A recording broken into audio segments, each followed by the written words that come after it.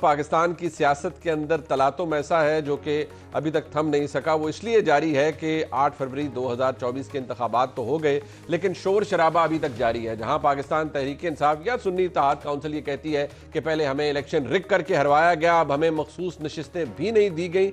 ये argument election commission तक तो शायद दुरुस्त था, इल्ज़ाम लगाया जा सकता था, लेकिन अब तो 5 जजेस ने जो पेशावर हाई कोर्ट के अंदर मौजूद है, उन्होंने भी फैसला दिया और मोहर सब्त कर दी उस फैसले के ऊपर जो इलेक्शन कमीशन ने दिया था। इस पर भी बात करेंगे। पाकिस्तान तहरीक इंसाफ डेस्परेट मेजर्स ले रही है। कभी IMF को खत लिखती है, अब एक एहतजाज ऑर्गेनाइज किया गया है IMF के दफ्तर के बाहर, और उस एहतजाज के रूह रवां कौन है और इससे क्या हासिल करने की ज़रूरत है। जो तारकीन वतन है, कहा जाता है कि वो सबसे बड़ा चैलेंज है किसी भी हुकूमत के लिए, नहीं पाकिस्तान की हुकूमत के लिए, पाकिस्तान के एस्टैब्लिशमेंट के लिए। इंटरनेशनली लोग जिस तरह से पाकिस्तान के इंतखाबात को देखते हैं उसकी भी बड़ी अहमियत है। साथ ही साथ पाकिस्तान तहरीक इंसाफ ने यह सोचा है कि जी अब हमने बाकायदा तौर पर ललकारना है पाकिस्तान की एस्टैब्लिशमेंट को, क्योंकि याद रहे तहरीक इंसाफ की सबसे बड़ी लड़ाई या सबसे बड़ी मुखालफत बगैर किसी लगी लिपटी के अगर आप बात करें तो वो पाकिस्तान की एस्टैब्लिशमेंट से है, और उनका एतराज़ और इल्ज़ाम भी एस्टैब्लिशमेंट के हवाले से ही होता है। अब कुछ नताइज बड़ी दिलचस्पी से तब्दील हो रहे हैं। अगर मैं बगैर डिटेल में जाए जल्दी से आपको बताऊं कि इसी तरह PP 100 फैसलाबाद, वहाँ पर जब रिकाउंट हुआ पाकिस्तान मुस्लिम लीग नून के कैंडिडेट जीत गए। PP 7 कलर सईदा काहुटा से पाकिस्तान मुस्लिम लीग नून के कैंडिडेट रिकाउंट के बाद जीत गए। PP 90 यहाँ पर भी जो कैंडिडेट हैं वो जो तहरीक इंसाफ के हिमायत याफ्ता थे वो हार गए रिकाउंट के बाद और दूसरे उम्मीदवार जीत गए। इसी तरह पीपल्स पार्टी के उम्मीदवार PS 115 किमाड़ी से रिकाउंट के बाद जीत गए। NA 81 गुजरांवाला, ये अजहर क़यूम नारा साहब ये हार चुके थे पहले नताइज के बाद, लेकिन जब 75 पोलिंग स्टेशंस की दोबारा गिनती की गई तो उसके बाद ये अपनी नशिस्त जीत गए।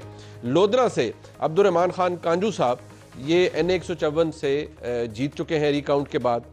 NA 97 फैसलाबाद से दोबारा गिनती के बाद नून लीग के उम्मीदवार कहते हैं कि नहीं मैं जीत चुका हूँ। अब पाकिस्तान तहरीक इंसाफ इसके ऊपर बाकायदा तौर पर एहतजाज कर रही है, और उनका एहतजाज क्या है, वो क्या कह रहे हैं जरा सुन लीजिए कि इल्ज़ाम उनका किस पर है कि 20 नशिस्तें हमारी नून लीग को देने का कहा गया है।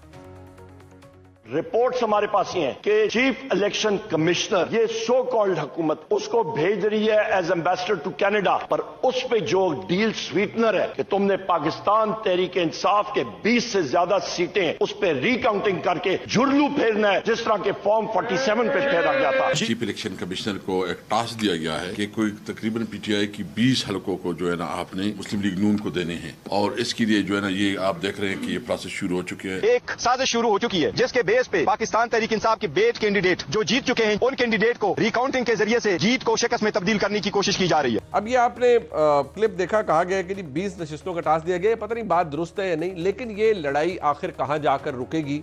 और इसी दौरान पाकिस्तान के अंदर वफाकी काबीना भी आ चुकी है, अब सेनेट का इंतखाब होने वाला है, मामला जा किधर रहे हैं, और क्या वाकई जो अब एक नया बयानिया बनाया जा रहा है कि 8 फरवरी का इंतखाब तहरीक इंसाफ या सुन्नी इत्तेहाद काउंसिल के खिलाफ नहीं, वो तो शायद मुस्लिम लीग नून के खिलाफ भी हुआ था।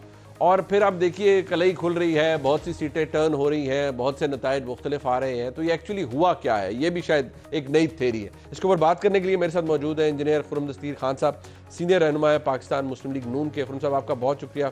जनाब आमिर इलियास राना साहब हमारे साथ मौजूद हैं, किसी दारों के मुताबिक राना साहब आपका बहुत शुक्रिया, और जनाब अतर काज़मी साहब मौजूद है, काज़मी साहब आपका भी बहुत शुक्रिया। अब खुर्रम साहब वैसे मशवरे की बात है, आप भी कुछ दरख्वास्त रिकाउंट की दे ही दें। आपके हमसाए में तो नशिस्त मुस्लिम लीग नून ने दे दी है और जीत ली है रिकाउंट के बाद, तो आप भी कुछ पोलिंग स्टेशंस को खुलवा लें, क्या पता नतीजा वहां भी तब्दील हो जाए। बहुत शुक्रिया मनीब साहब, आपका मशवरा साहिब है, आप कानूनी माहिर हैं, तो ज़रूर इस पे अमल करना चाहिए, क्योंकि आपके प्रोग्राम में भी और दूसरी जगहों पर भी मैंने तवातर से जो अपना इंतखाब है उसके ऊपर तहफ़्फ़ुज़ात का इजहार किया है। और मेरे तो फॉर्म 45 वो कहते हैं हमारे हाथ में थे, मुझे तो कूड़े में से मिले हैं जो नहीं थे अवेलेबल। तो लिहाजा वहाँ एक सवाल जो तहरीक इंसाफ से करना बनता है कि अगर तो वो कह रहे हैं कि लेट से कल NA 81 गुजरांवाला में जो है धांधली हुई है, फिर उन्हें मानना पड़ेगा कि जो 8 फरवरी के इंतखाबात थे वो फिर दुरुस्त थे, वो फिर उसको ठीक मान लें। और जहां वो, ये नहीं हो सकता कि जहां आप जीते वो ठीक था और जब आप हारे तो वो वही जो है वही चीज धांधली में तब्दील हो जाए। तो लिहाजा उनको भी इस पर गौर करना पड़ेगा। यहाँ एक जिस तरह 2013 के इंतखाबात में कहा गया था कि मुकामी बेज़ाब्तगियां हुई हैं, और अब जैसे जैसे वो पटिशंस जा रही हैं और मामलात खुल रहे हैं तो अल्लाह ताला मुस्लिम लीग नून को कामयाबी दे रहा है। नहीं, एक आर्गुमेंट ये भी है ना खुर्रम साहब कि ये उसी धांधली का तसलसल है। अब नया टास्क दिया गया है इलेक्शन कमीशन को कि ये काम आपने करके देना है, और जो दरखास्त है, दिलचस्प बात यह है कि वो शायद इलेक्शन कमीशन के साथ सामने तो ज़ाब्ते के तौर पर देनी पड़ती है, असल मामलात कहीं और तय होते हैं। तो आप भी देख लीजिएगा कि दरखास्त जहां देनी बनती है वहीं दीजिएगा। आप और आपके जो पैनलिस्ट हैं वो इन दरखास्तों के तो मुझसे ज्यादा माहिर हैं, तो आपसे मैं मशवरा लेता हूं और कि ये कैसे दरखास्त कहां और कैसे फाइल करनी है। ये अतर काज़मी साहब से मैं पूछा, अतर काज़मी साहब ये जो इलेक्शन के नताइज तब्दील होना है रिकाउंट के बाद, मैं इसलिए कह रहा हूं, मैं फोकस रिकाउंट पे कर रहा हूं, आप कुछ और ना समझ लीजिएगा, ये कानूनी अमल है और ये मुमकिन है। और खुर्रम साहब के हमसाये के अंदर ये हुआ ही नहीं, उनके साथ मतलब हल्का जो है उनके कोलीग मुस्लिम लीग नून से वो जीत गए हैं और 75 पोलिंग स्टेशंस का तो हुआ है। तो खुर्रम साहब ने तो कहा है, और बाकी मशवरा आप दे दें उन्हें अगर दरखास्त मेरे तो अकल समझ इतनी है कि इलेक्शन कमीशन तक की दरखास्त जाती है, आपको शायद ज्यादा पता है। नहीं देखिए, मसला ये कि दरखास्त ये होती है कि जब आपके पास दरखास्त देने जिसको आपने देनी है उसकी पर्ची आपकी जेब में हो तो फिर दरखास्त देने की जरूरत नहीं होती। अब हम कह रहे क्या है, ये तो मैंने ऐसी मिसाल दी। खुर्रम साहब डिफेंस मिनिस्टर नहीं है, उनको पता है पर्ची कितनी। नहीं, हम जो खुर्रम साहब को जो आपके भी कहने का मतलब ये था कि जो पंजाब के चीफ इलेक्शन कमिश्नर हैं या जो नुमाइंदे हैं उधर आपने दरखास्त देनी है, इधर वफाक में ना आ जाइए। ये हम कह रहे थे, खुदा न खास्ता और तो कोई बात नहीं, खुदा न खास्ता आपका कोई इसके अलावा किसी और जगह पे जो है नहीं इन्होंने नहीं देनी। देखिए चिड़ियाघर भी कोई चीज जगह होती है वैसे, मतलब मैंने पूछा है, वहां तो बच्चे खेलने के लिए जाते हैं। असल में इशू ये है कि अब सियासत में अब हर तरह के इल्ज़ामात तो लग रहे हैं। अब खुर्रम साहब जो हैं उनके अपने तहफ़्फ़ुज़ात हो सकते हैं, मियाँ जावेद लतीफ़ साहब बरमला ये कह रहे हैं, जहाँ पे तहरीक इंसाफ वाले इल्ज़ाम लगा रहे हैं कि हमारे साथ हुई है, जावेद लतीफ़ साहब भी कह रहे हैं कि मुझे हराया गया। इसी तरह फैसलाबाद से भी बहुत सारे लोग कह रहे हैं। अब इशू ये है कि कहीं ना कहीं मसला तो है इलेक्शंस में, अगर कोई भी खुश नहीं है, किसी को भी इस पूरे अमल से इत्मीनान नहीं मिला, तो फिर हमें सोचने की जरूरत है कि इतने जो करोड़ों लोगों ने बाहर निकल के वोट डाले, लोगों को वोट दिया, हर जमात को वोट दिया, और कोई भी जमात ये कहने के लिए तैयार नहीं है कि ये पूरा अमल जो है दुरुस्त हुआ, तो फिर हम जा रहे किस तरफ हैं? ये एक बड़ा क्वेश्चन है जो सियासी इशराफिया को भी, हुक्मरान इशराफिया को, जो निज़ाम चलाते हैं, सबको करने की जरूरत है। अगर यही रहा, अगर इसी किस्म का आप जिसे कह सकते हैं कि अदम एतमाद हो गया हर चीज के ऊपर, तो क्या वो मुल्क के लिए मुनासिब है? क्या वो हमारे लिए मुनासिब है? बट बात ये है राना साहब कि क्यों ना ये कर लिया जाए, मतलब एक तजवीज़ है ना, हम तो तजवीज़ ही दे सकते हैं कि इस मसले का हल ये है कि उधर सुन्नी इत्तेहाद काउंसिल या पीटीआई 4 हल्के बता दे, 5 बता दे, कानून के मुताबिक इलेक्शन कमीशन में दरखास्त दें, इधर मुस्लिम लीग नून के दोस्त भी हल्के बता दें केपी के, और सारों के अंदर वो कहीं जी रिकाउंट करवा लें, जरा चेक करवा लें क्या है क्या नहीं है। मुनीब साहब इतना ही सादा मसला है, ये मान गए थे 2014 के धरने के बाद। नहीं मतलब देखे ना, अब ये रिकाउंटिंग ना फिनोमेना इसलिए नया लग रहा है कि पिछली दफ़ा अदलिया इस्टेब्लिशमेंट मिल के खान साहब को लाई थी। 2018 की जब मैं बात करता हूं तो लोग कहते हैं उस वक्त की गलतियों को आप कैसे दूसरी तरफ कर सकते हैं। अच्छा, तो वैसे इस दफा क्या हुआ? मैं आपको बताता हूं ना, हम भूल गए पिछली दफा इमरान खान की रिकाउंटिंग शुरू हुई थी, ठीक है, ख्वाजा साद रफीक की। चीफ जस्टिस ने क्या फैसला और दिया? मैं फर्क चंद वोटों का था, नहीं, फैसला क्या दिया? इलेक्शन हो गए खत्म, ठंड, Qasim Suri stay, supreme court से ठंड। तो अब हमें ना ये सारी अजीब बातें लगती हैं जो कि कानून में है कि आपको बताना है कि जी किधर आप खड़े हुए हैं, आपने टाइम पे दरखास्त देनी है, आपको ट्रिब्यूनल में भेजना है, आपको इलेक्शन कमीशन करेगा। और ये जो कल की मैं सुन रहा हूँ ना, बहुत मसला हो गया जी खुर्रम दस्तगीर साहब के पड़ोस में हल्के में, भाई ये रिकाउंटिंग कल नहीं शुरू हुई, ये कुछ दिन पहले भी हुई थी और वहाँ पे हो गया था फड्डा। अच्छा, तो उसकी वजह से ये रोक दी गई थी।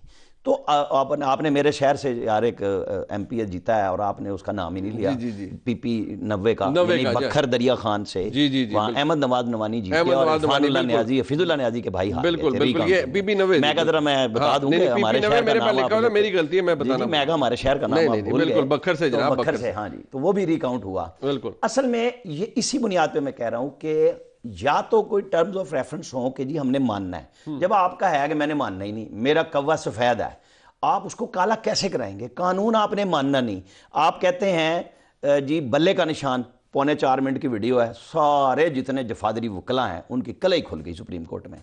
अच्छा जी, भाग रहे हैं और कल क्या कह रहे थे बैरिस्टर मरवत, हमारी रिक्वेस्ट है सुप्रीम कोर्ट से, हमारी दरख्वास्त सुनी जाए, जब हम देंगे। वो ज़माने चले गए ना, और ले आओ दरख्वास्त, यार हम बैठे हैं, जज भी बैठे हैं, अमला भी बैठा है, दरख्वास्त नहीं आ रही। ये आदतें थी बिगड़ी हुई। अब हैं जाके केस लड़ने की। 5 जजेस ने एक दिन इंतजार किया, अली जफर साहब का आपको याद है ना, जी। वो नहीं गए। अच्छा। अब जब दोबारा गए तो उन्होंने जिसको माले गनीमत कहा था वो भी बांट दिया ना। बट एक बात, ये जो पूरा आर्ग्यूमेंट है, खुर्रम साहब इससे डिसएग्री कर सकते हैं, लेकिन चले अतर काज़मी साहब, जारी बात है, उन्होंने पंजाब के चीफ इलेक्शन कमिश्नर का जिक्र कर दिया। ये मुझे भी पता है कि उनका बेसिकली पॉइंट ऑफ रेफरेंस क्या था, लेकिन मैं उनको बलूचिस्तान का चीफ ठीक है, मैं उनको मुश्किल में नहीं डालूंगा। लेकिन फैक्ट क्या ये नहीं है कि आज जो हुकूमत बनी है ये भी एस्टेब्लिशमेंट की आशीर्वाद से बनी है? अगर 2018 की बनी थी तो आज नहीं बनी राना साहब? नहीं, इसमें कोई शुबा है। जब मैं ये कहता हूं, हाँ। बात मानने ना मानने की नहीं है कि वो कह रहे हैं मुझे पुरानी मोहब्बत वापस करो, मैं 8 फरवरी से वेट कर रहा हूं। मैंने कहा मतलब आप ये कहते हैं कि मोहब्बतें तब्दील होती रहती है यार। उनकी जो जरूरतें थी बदल गई। आप जरूरत में उनके, जब उनके लिए मुश्किल वक्त आया, आप उनके मुकाबले में खड़े हो गए, लिहाजा आपको तो बदल दिया गया।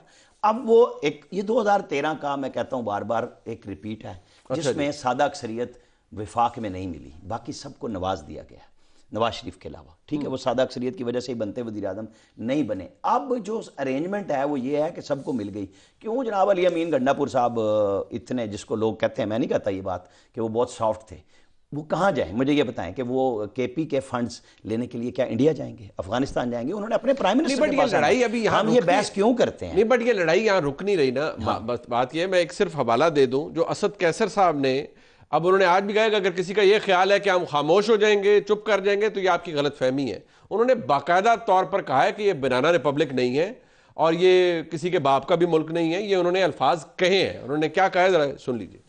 अगर इस किस्म तू करोगे तो ये एक बात बिल्कुल मैं कैटेगरिकली वाज़ेह करना चाहता हूँ, हम मुजाहिमत की सियासत करेंगे, हम लड़ेंगे। हम 10 भी एमएनए होंगे ना, वो हम इस किस्म की इनके खिलाफ जो है जद्दोजहद करेंगे, मुजाहिमत करेंगे कि याद रखेंगे इनकी गलतफहमी है, इनका बाप का मुल्क नहीं है कि जिस तरह इनका सोच है कि भाई ये जो है बंदर बांट कर रहे हैं। इस मुल्क को किसी कानून और आइन के मुताबिक चलना है। होश के नाखून ले, हमें उस हद तक ना लेके जाएं कि हम तमाम ऑप्शन छोड़ें। हम असेंबली में इसलिए आए कि हम अब भी चाहते हैं कि कोई निजाम चले, लेकिन आप बिल्कुल खत्म करना चाहते हो तो हम तैयार है आपके साथ, हर किस्म की जिस तरह तुम लड़ाई चाहते हो हम आपके साथ लड़ाई के लिए तैयार है। बट ये जमहूरियत की जंग नहीं लड़ रही सुन्नी इत्तेहाद काउंसिल कबूलियत की है। But fact of the matter ये है कि ये जंग तो फिर सब ने लड़ी है कबूलियत के लिए, और फिर वो वोट को इज्जत दो, मुझे क्यों निकाला, उसको पसे पुष्ट बदकिस्मती से डालकर बहुत कुछ त्याग कर ये कबूलियत हासिल की गई है, और मुस्लिम लीग नून ने भी की है। हेंस फिर किसी ना किसी तरीके से इक़्तिदार भी हासिल किया है।